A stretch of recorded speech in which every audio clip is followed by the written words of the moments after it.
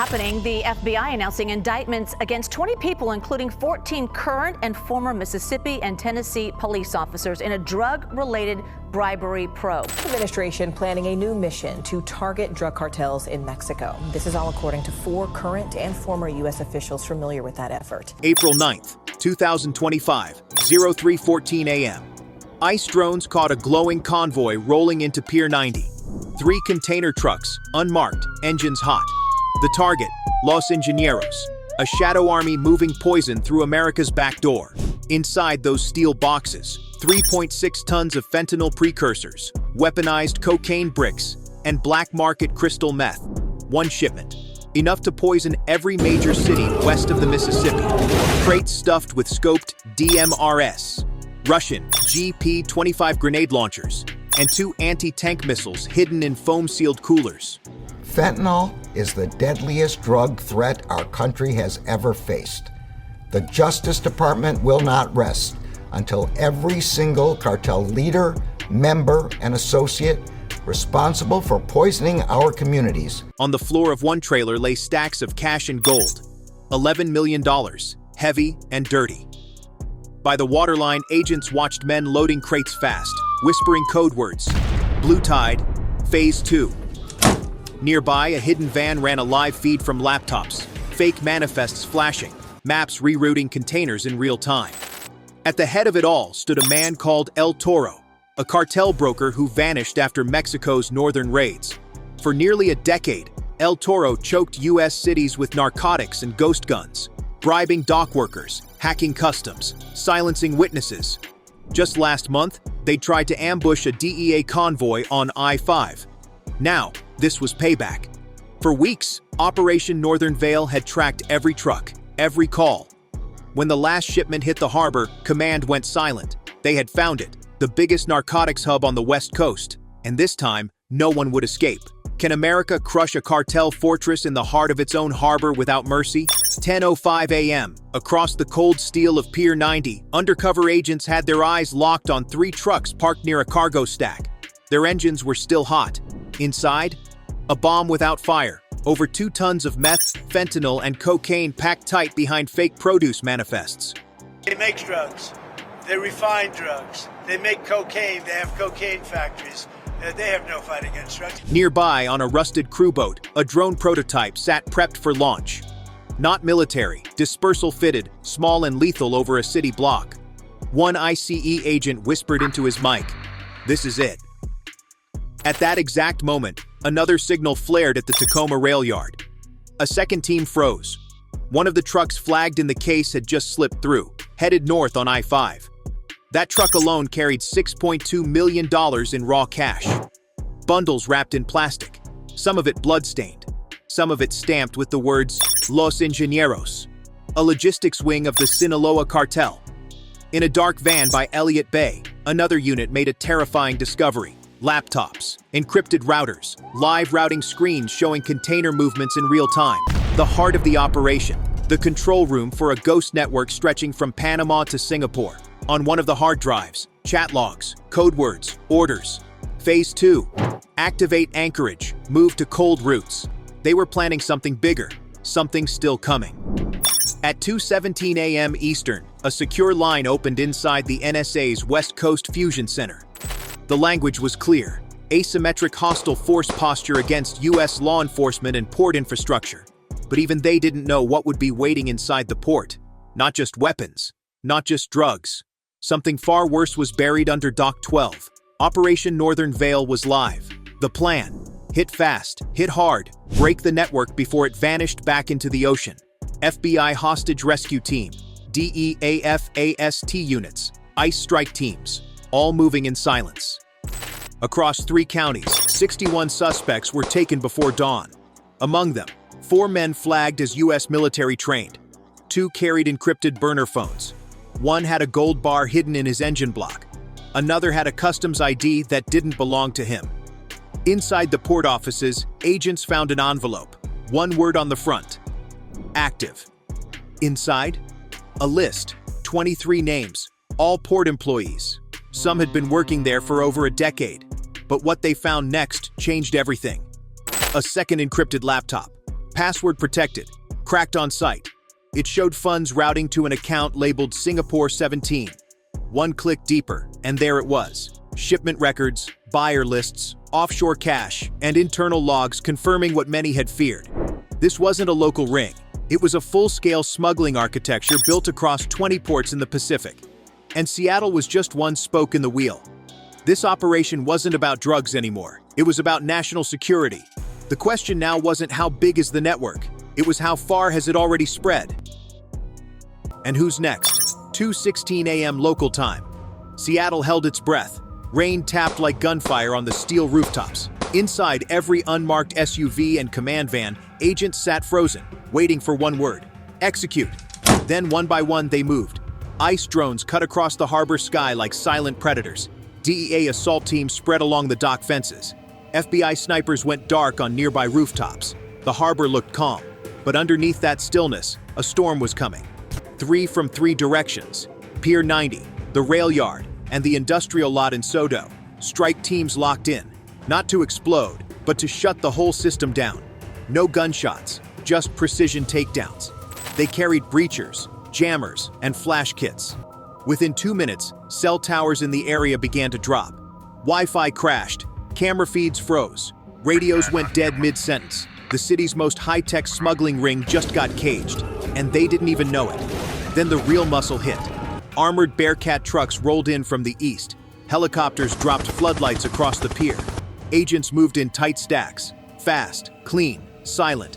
Orders echoed through earpieces. Crates first, vans second, laptops last. Suspects panicked. One reached for a phone, tackled. Another ran toward the water, cuffed. By 2:23, the whole South Dock was under federal control. Eyes on every corner, mics in every shadow. Every inch of the port scanned and locked. They still thought it was a raid. They didn't realize it was a trap set 2 weeks ago. The U.S. didn't come to knock. It came to close the door. Then, above the chaos, drone squadron inbound. ICE Spectre class UAVs. Small, silent, low-flying. Each one carried a micro-pulse charge, enough to fry electronics in a 20-foot radius without touching the target. They zipped through the sky like ghosts, killing every signal around the operation. Crates of encrypted drives, offline, router vans, dead. Modified drone boat at Dock 14, disabled before it could even boot. 2:26 a.m. Flash teams breached the warehouse near the rail yard. Inside, 14 suspects with body, armor, modded rifles, and fake port IDs. No warning, just concussion grenades and clean takedowns.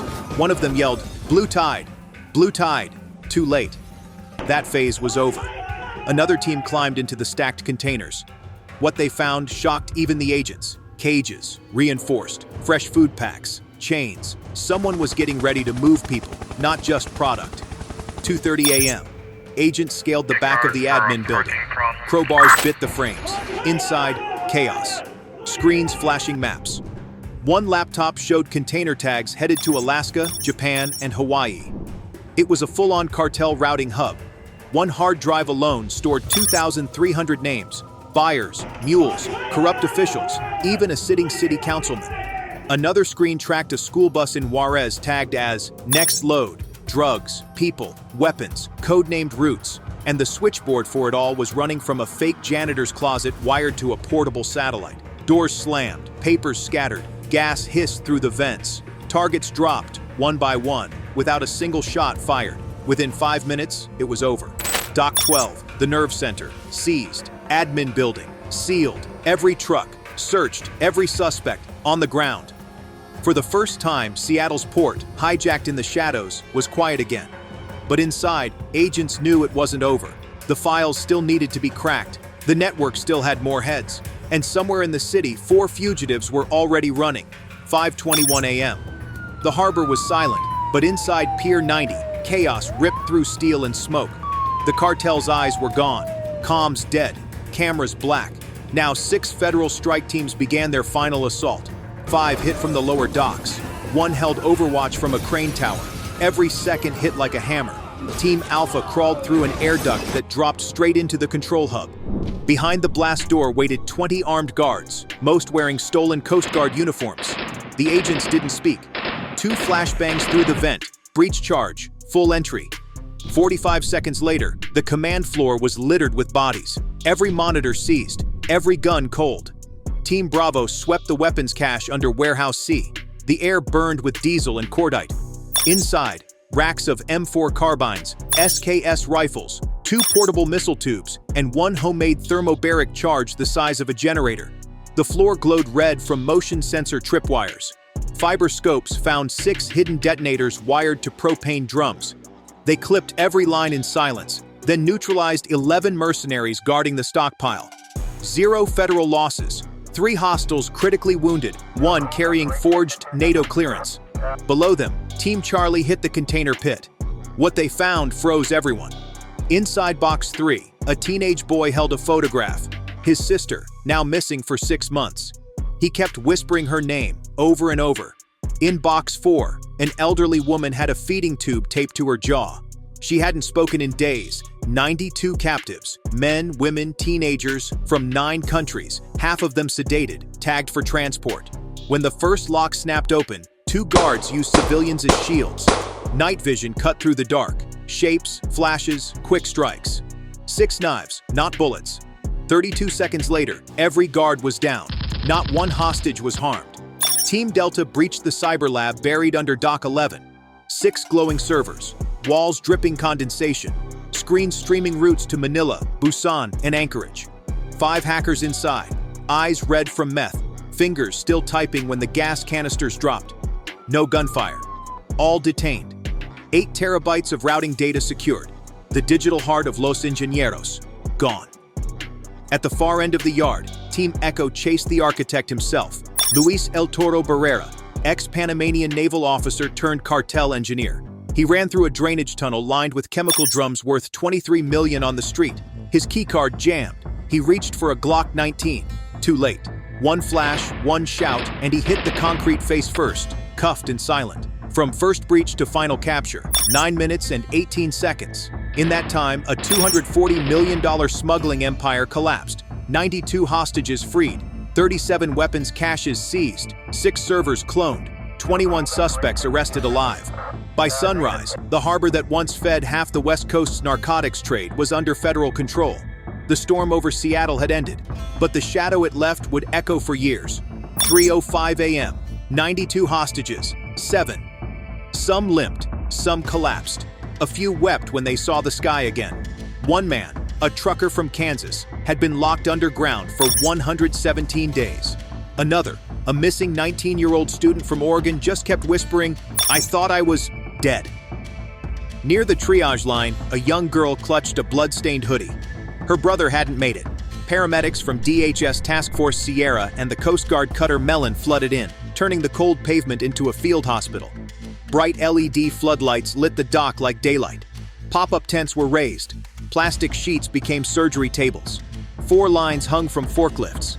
Agents and Navy medics worked without rest, treating blunt trauma, respiratory burns, starvation, and drug withdrawal. Some survivors drank clean water and broke down in tears. One mother said nothing. She just stared at the sky and whispered her daughter's name. She had overdosed back in Guadalajara, on drugs trafficked through this very pier. At 3:40 a.m., federal evidence teams began cataloging what had been seized, and the numbers hit like thunder. 3.6 tons of lethal narcotics, including a new fentanyl variant 3 times stronger than carfentanil. 133 firearms, including 2 experimental bullpup rifles and 1 US-made M72 Law with the serial filed off. 12 crates of chemical dispersal gear, foggers, sprayers, and 5 vials marked Neurobatch K7, a banned compound never seen before on US soil. 8 encrypted hard drives, all filled with black market shipping routes, cryptocurrency keys, and a list of 73 officials across 5 countries flagged paid. 1 laptop showed routing codes to ports in Manila, Singapore, and Brisbane. Another had live messages ordering the next phase of delivery. Phase 3. Activate Kodiak route. Confirm Montreal buyers. 8.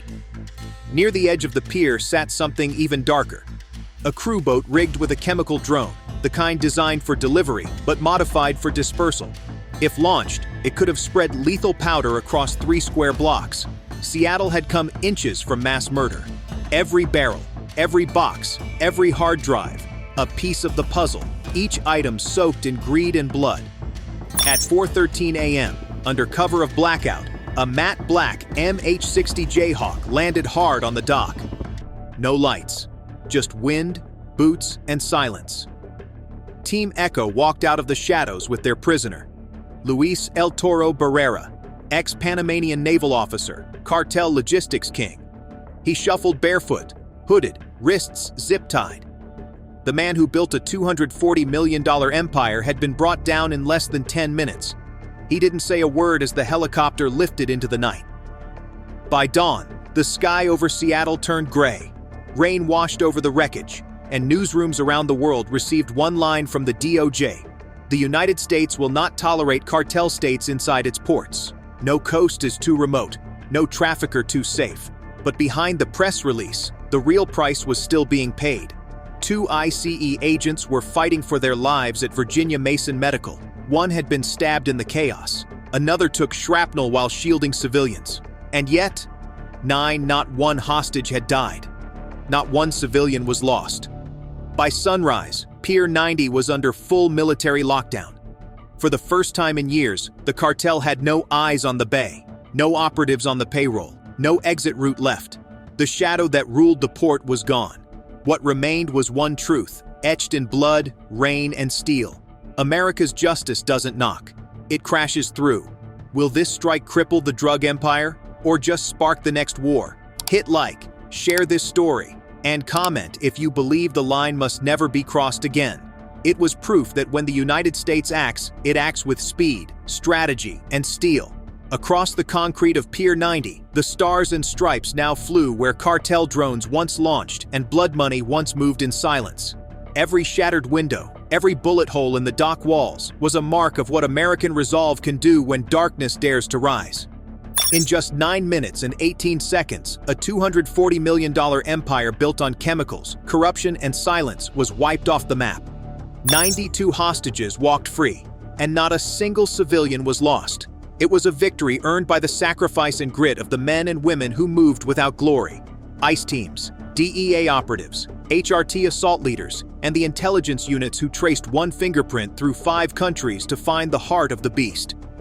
Their success sent a message the world will not forget. No tunnel is too deep, no dockyard too hidden, no trafficker beyond reach. But this story holds a deeper truth. Evil doesn't always wear a flag or carry a rifle. Sometimes it hides in shipping crates and spreadsheets. It wears lab coats, bribes officials, and flies under radar for years. And when it does, it takes courage to stop it, not just force. That is the legacy of Northern Vale. A reminder that the cost of security is constant vigilance, and that America's true strength lives not just in her weapons, but in the will of those who refuse to look away. As the sun broke over the water, a final transmission came through from command. Mission complete. All targets seized. Port secure. The shoreline is ours again. If you believe these missions matter, if you believe the fight for justice deserves to be heard, then like this video, subscribe to the channel, and drop your thoughts in the comments. Because the next strike might happen in a city near you, and your voice helps keep these stories alive.